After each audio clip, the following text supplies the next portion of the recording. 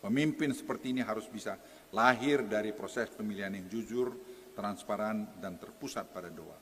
Mohon maaf Bapak Ibu sekalian, saya agak berbeda dengan melihat betapa ada kecenderungan dari pemilihan Oporus itu seperti pemilihan pilkada.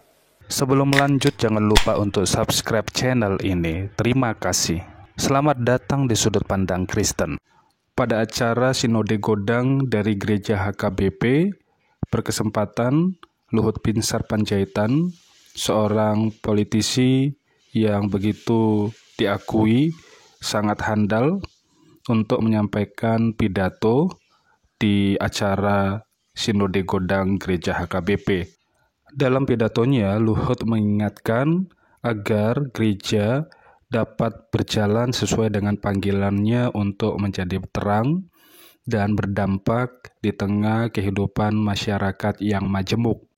Terkait pemilihan pemimpin dari gereja HKBP atau pemilihan Eporus, Luhut mengingatkan karena dia mendengar dan menegaskan agar pemilihan ini tidak terjadi seperti pilkada yang syarat dengan politik. Pemilihan harus dilaksanakan dengan jujur, transparan, dan didasari oleh doa, sehingga melahirkan pemimpin yang benar-benar fokus kepada pelayanan umat dan juga peningkatan spiritualitas umat untuk semakin dekat dengan Tuhan, sebagaimana perjuangan dari Nommensen yang membawa orang yang ada di Tanah Batak mengenal kebenaran. Berikut video selengkapnya. Bapak Ibu sekalian, saya mau pidato sekarang. Tadi sudah dijelaskan. Ini pidato saya sudah disusun oleh istri saya sebenarnya ini. Jadi saya udah bikin pidato saya, dia koreksi, dia perbaiki, ya ini yang saya bacakan. Jadi kalau baik ya anunya dia ini. Horas madihita saluhutna salum. Puji syukur kita aturkan kehadirat Tuhan Yesus Kristus, Sang Kepala Gereja, yang dalam anugerahnya memungkinkan kita berkumpul di tempat ini untuk melaksanakan Sinode Godang ke-67 HKBP. Sebagai seorang jemaat yang lahir dan tumbuh menikah dan hidup di bawah naungan kasih HKBP, saya merasa sangat terhormat dapat berdiri di sini untuk menyampaikan sambutan dalam momen sakral ini. Saya jujur saya katakan ya, saya betul-betul merancang betul mau datang kemari. Karena saya pikir saya banyak ya berkontribusi buat Republik, tapi saya ingin juga sharing buat HKBP. Karena HKBP ini supaya bisa lebih hebat lagi ke depan. Karena itu adalah misi dari Nommensen waktu datang kemarin. Saya hormati Bapak Eporus, HKBP, Pendeta Dr. Robinson Butar-Butar, beserta Inang, para pimpinan Sinode, para pendeta, seluruh peserta Sinode Godang, dan seluruh jemaat yang mengiringi acara ini dengan doa. Dan ini pesan saya betul, coba kita sekarang semua bersatu secara spiritualitas untuk meminta Roh Kudus untuk datang di tengah-tengah sidang Sinode Godang ini. Karena suara Roh Kudus itu menurut saya suara yang bisa kita panggil kalau kita semua bersama-sama berdoa untuk itu. Dan ini saya kira perlu kita kita asah supaya ini bisa jadi. Jangan semua berpikir hanya jabatan, hanya jangan ke situ. Saya mungkin boleh memberikan sedikit nasihat mengenai ini, karena di antara di sini mungkin tidak banyak yang berumur hampir 78 tahun. Jadi saya pikir saya punya privilege juga untuk menyampaikan pikiran-pikiran saya ini pada Bapak Ibu sekalian. HKBP gereja yang melayani umat dengan kasih. Jadi gereja harus melayani umat dengan kasih. Banyak bentuk pelayanan atau kesehatan, pendidikan, pertanian, itu saya kira perlu dirumuskan bersama-sama. HKBP adalah salah satu dari 3 organisasi keagamaan terbesar di Indonesia dengan lebih dari 4,5 juta jemaat terbesar di 32 distrik di seluruh Nusantara. Bahkan jika kita terus bekerja sama dan bersatu dalam doa, jemaat itu dapat bertumbuh menjadi 5-6 juta jiwa. Apakah bisa HKBP mengatur satu ketika bagaimana seluruh jemaat HKBP meluangkan waktu 5 menit untuk berdoa bersama-sama. 5 juta kita berdoa. Kita tentu ada waktunya.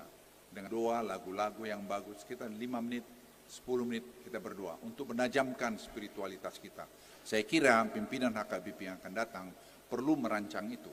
Sehingga hausan kita mengenai spiritualitas itu bisa kita atasi juga. Bapak Ibu sekalian, saya juga menyampaikan ini bukan sekedar angka, melainkan tanggung jawab besar bagi kita semua, khususnya bagi para pimpinan gereja. Namun dalam perjalanan sejarah panjang gereja ini, kita tidak bisa menutup mata terhadap berbagai tantangan yang hadapi. Dalam setiap pemilihan pimpinan HKBP, sering kali muncul gejolak dan dinamika yang tidak selalu mencerminkan nilai-nilai Kristiani. Hal ini menjadi keprihatinan kita bersama. Saya masih ingat waktu dulu HKBP, untuk saya masih di Bandung, bagaimana sampai lemparan-lemparan batu. Apakah itu kasih itu? Tentu tidak. Sampai ada yang meninggal.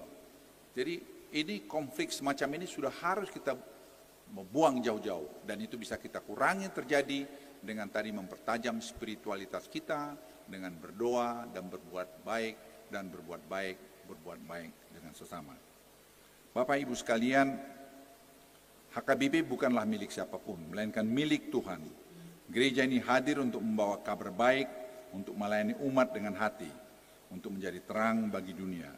Oleh karena itu kita harus memastikan bahwa setiap keputusan yang diambil dalam sinode ini benar-benar terpusat pada kepentingan umat dan panggilan pelayanan.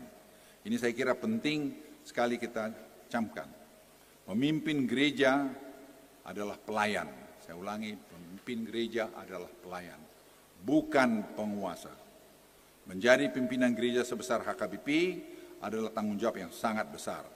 Jemaat tidak membutuhkan pemimpin yang hanya mengejar jabatan atau kedudukan. Jemaat membutuhkan pemimpin yang tunduk pada Kristus, yang memahami panggilan sejatinya sebagai pelayan umat dan yang mau berkorban untuk kepentingan jemaat. Para pendeta, khususnya pimpinan gereja, memiliki tugas mulia untuk meningkatkan spiritualitas jemaat. Ini saya pikir harus menjadi program dari pimpinan yang akan datang, bagaimana program untuk membuat spiritualitas jemaat. Karena dari hasil survei yang kita buat dengan 561.000 yang melihat video saya itu, semua mayoritas mengatakan kami miskin dengan spiritualitas, kering dengan spiritualitas. Gereja harus menjadi tempat di mana jemaat merasa dekat dengan Tuhan. Pemimpin gereja harus mampu menuntun jemaat untuk semakin mengenal firman Tuhan, menghidupkan nilai-nilai Kristiani, dan membangun budaya doa yang kuat di setiap lapisan masyarakat. Eloknya begitu kita masuk di gereja, tidak ada lagi pembicaraan pribadi. Yang ada adalah lagu-lagu gereja yang membawa kita lebih terang, yang memanggil Roh Kudus supaya hadir di tengah-tengah kita. Kalau kita sesama masih bincang-bincang, jangan dalam gereja, keluarlah dari dalam gereja.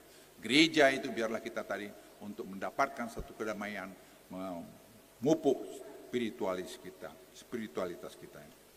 Melayani dengan kasih dan kerendahan hati, seorang pemimpin gereja tidak boleh hanya memikirkan jabatan atau kekuasaan. Ia harus hadir sebagai seorang pelayan yang menyentuh hati umat, yang merangkul setiap jemaat tanpa memandang latar belakang, dan yang akan menempatkan kepentingan umat di atas segalanya. Membawa pembaruan yang relevan dengan zaman. Dunia terus berubah, dan gereja perlu menyesuaikan cara pelayanannya agar tetap relevan tanpa meninggalkan nilai-nilai kekal dari Alkitab. Gereja perlu mendorong literasi Alkitab yang relevan dengan era digital, dan membangun pendidikan yang membekali generasi muda untuk menghadapi tantangan zaman. Kemarin saya menonton 60 Minutes di program TV di Amerika. Mereka menayangkan bagaimana artificial intelligence itu begitu cepat membuat perubahan-perubahan di dunia ini. Dan hampir semua nanti dengan ChatGPT akan bisa dijawab. Itu menjadi tantangan buat para pendeta. Bagaimana kalau mereka mengatakan, untuk apa saya pergi gereja lagi kalau saya bisa dapat jawaban dari ChatGPT. Kemarin Amang Epurus cerita bagaimana di Jerman gereja kosong karena mereka sudah masuk dalam posisi seperti itu. Jadi saya minta kita jangan mengignore ini. Ini tantangan yang dihadapi para pendeta semua dan kita semua. Apakah kita anak cucu kita nanti menjadi orang seperti itu?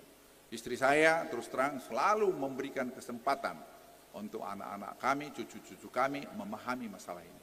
Bahwa Tuhan itu yang bekerja di tengah-tengah kita. Dan kita harus mendekatkan diri terus. Saya sudah singgung tadi, kepentingan umat adalah prioritas utama. Dan saudara-saudaraku dalam Kristus, tugas utama gereja adalah melayani umat. Pelayanan ini bukan hanya sekedar aktivitas rutin, tetapi panggilan untuk memberikan dampak nyata dalam kehidupan jemaat. Saya ingin mengingatkan kita semua pada semangat misionaris Ludwig Eckner Nommensen yang 163 tahun lalu datang ke Tanah Batak, membawa kabar baik dengan tujuan agar orang Batak mengenal kebenaran. Semangat ini harus menjadi terus inspirasi kita dalam melayani jemaat, terutama di era modern ini. Umat mengharapkan pemimpin yang mengutamakan pelayanan spiritual dan memperkuat pelayanan spiritual di ke depan ini. Saya juga berharap kita mendorong pembaruan yang membawa gereja lebih dekat dengan kehidupan umat, menjadi teladan dalam kerendahan hati dan integritas, membangun hubungan yang harmonis di tengah-tengah keragaman masyarakat. Pemimpin seperti ini harus bisa lahir dari proses pemilihan yang jujur, transparan, dan terpusat pada doa.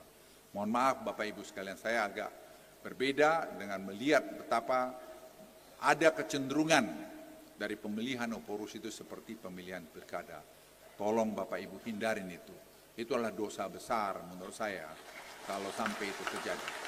Saya tidak berpihak kepada siapa karena di situ ada bertentang bilang juga, Pak Luhut ini berpihak kepada siapa? Saya berpihak kepada calon pemimpin yang bertekad, berjanji akan meningkatkan spiritualitas di HKBP. Siapa dia? Kita berdoa. Saya berdoa. Setiap waktu sekarang saya berdoa. Berdoa terus untuk Tuhan menunjuk orang yang mau menegakkan spiritualitas di HKBP ini. Itu saya himbau pada kita semua, gunakan nurani kita masing-masing. Berdoa kita semua pada Bapa yang di sorga untuk supaya Tuhan turun di tengah-tengah gedung ini, di tengah-tengah Sipaholon ini untuk menunjuk siapa yang paling cocok untuk pekerjaan ini. Dan itu tanggung jawab dia. Saya ulangi kata-kata dia, itu tanggung jawab dia sebagai Eporus bahwa dia harus melakukan itu. Bukan karena jabatannya supaya dipanggil Opu dan sebagainya. Bukan itu. Tapi yang menjadi penting bahwa Anda sebagai Eporus mempunyai tanggung jawab meningkatkan spiritualitas daripada jemaat HKBP yang berjumlah 5-6 juta orang tadi. Bapak Ibu sekalian, saya juga ingin mengakhiri pada sambutan saya ini, HKBP harus menjadi terang bagi dunia, menjadi gereja yang melayani umat dengan kasih dan menjadi saksi Kristus di tengah bangsa ini. Dan saya juga berharap kita semua sudah mempertimbangkan nanti bagaimana cara memilih Eporus yang akan datang. Saya sudah katakan di video saya, mungkin kita mempertimbangkan dengan penelitian yang bagus, menjemput dan disurat. Tentu ada yang bilang nanti dapat yang jelek. Jangan pilih 3 orang itu orang yang jelek. Yang dipilih 3 itu sudah dari bawah dan itu sudah yang baik. Siapapun yang dipilih itu adalah orang yang terbaik. Jadi Bapak Ibu sekalian, ini adalah sidang Sinode Godang yang punya kewenangan apa saja. Saya titip pada Bapak Ibu sekalian, kali ini dan ke depan jangan gunakan ingot-ingot lagi. Bagilah kita memilih dengan nurani kita dan kita berdoa dan berdoa dan berdoa untuk meminta pada Tuhan Roh Kudus turun di tengah-tengah gereja ini. Itu aja dari saya. Pendidikan sekali lagi dari kami akan kami terus dorong, dan saya kira Yayasan Del, istri saya sendiri, itu juga akan sangat mendorong untuk pendidikan karena menurut saya kunci pendidikan ini. Dan saya minta nanti HKBP tadi mengenai pendidikan, mengenai tadi liturgi, mengenai pemilihan Eporus, mengenai apa mesti dibatasin jumlah Eporus umurnya. Biar aja Eporus itu batuk-batuk baru diganti.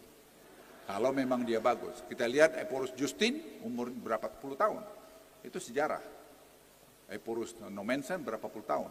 Yang penting dia mampu tadi melaksanakan tugasnya sebagai Eporus menjadi Bapak Gembala yang menggembalain kita semua.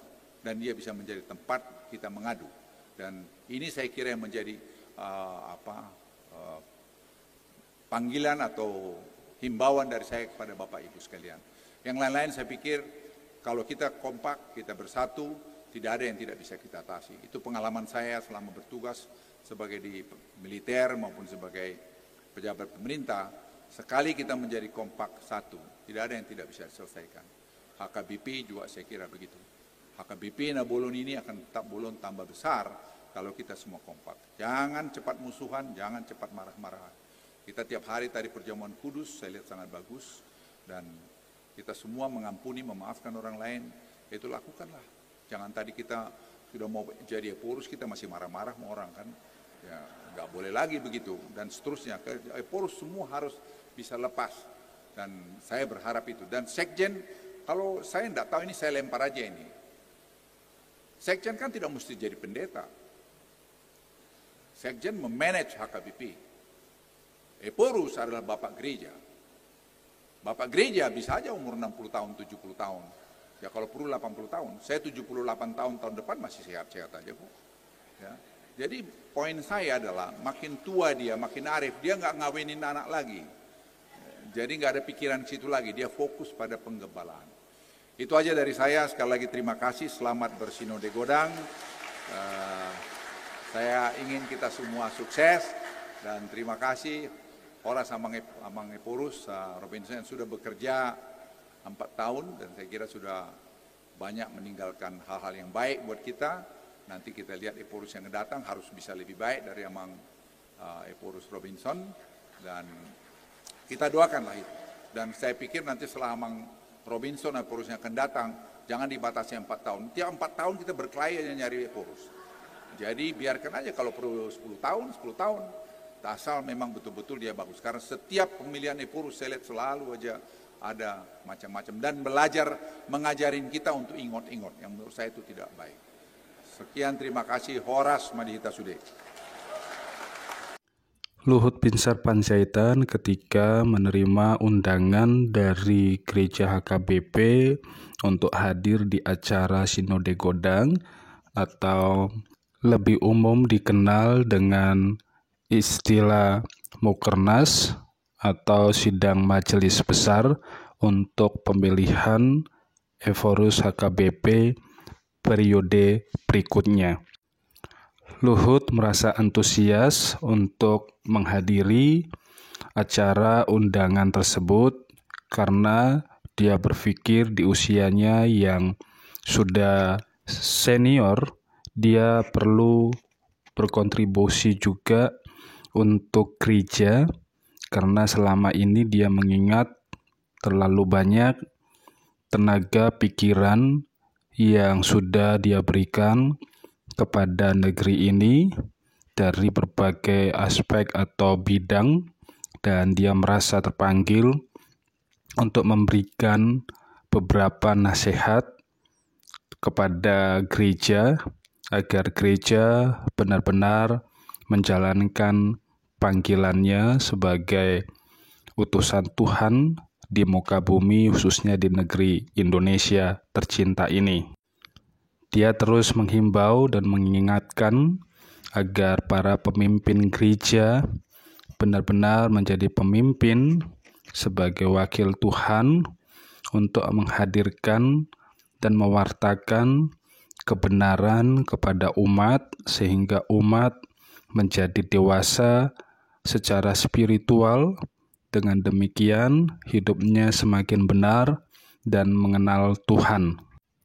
Luhut juga menegaskan terkait pemilihan Eporus HKBP, dia berharap karena selama ini mendengar proses pemilihannya seringkali terjadi sesuatu yang tidak mencerminkan pemimpin gereja karena syarat dengan hal-hal yang berbau dengan politik. Maka dari itu, Luhut mengingatkan dengan tegas, jangan sampai pemilihan Eporus itu terjadi seperti pilkada. Maka dari itu perlu agar Semua proses pemilihan dapat berjalan secara jujur, transparan, dan didasari oleh doa supaya melahirkan pemimpin yang benar-benar menjadi teladan dalam kerendahan hati dan juga dapat merawat umat sehingga mereka benar-benar hidup menjadi terang di tengah kemajemukan dan juga fokus kepada peningkatan spiritual umat.